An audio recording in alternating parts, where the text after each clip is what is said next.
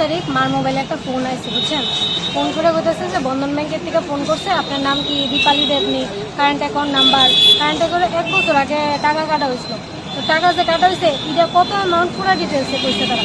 ফোনের পরে যে আপনার টাকাটা আবার রিটার্ন করে দেওয়া হইব, আপনি একটা নাম্বার আইব, নাম্বারটা শেয়ার করে, নাম্বার শেয়ার করানোর পরে 1 ঘন্টা পরে মেসেজ আসে 4টা ট্রানজাকশনে টাকা কাটা হয়েছে আপনারা 1,17,000 টাকা। তারপরে আমি ব্যাংকে গেলাম, ব্যাংকে গেছি পরে তারা এটা আমরা দিয়ে কিছু না, আপনি পুলিশে যান, হ্যান করেন ত্যান করেন করতে করতে 21 তারিখের ঘটনা স্যার। আজকে 2 তারিখ, 2 তারিখ হয়েছে আজকে, মানে অহন অব্দি তার কোনো হেল্প নাই আমি, যার কারণে আজকে পুলিশে এফআইআর করতে বাধ্য হয়েছি।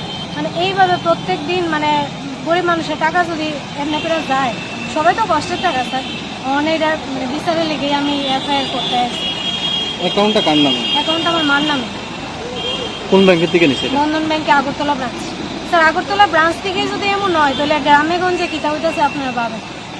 আজকে কি যাওয়া হয়েছে কোনো? আজকে পুলিশে গেছি পরে তারা একটা কপি রাখছে, কমপ্লেন কপি রেখা করতেছে, দেউন দিচ্ছি অন্য স্যার, দেউন দিচ্ছি করতেছে। অ্যাকাউন্ট নাম্বার কোন অ্যাকাউন্টে ট্রান্সফার হয়েছে আমি শুধু এটাই চাইছি, অন্যতি তারা অ্যাকাউন্ট নাম্বারই এনে দিতে পারছে।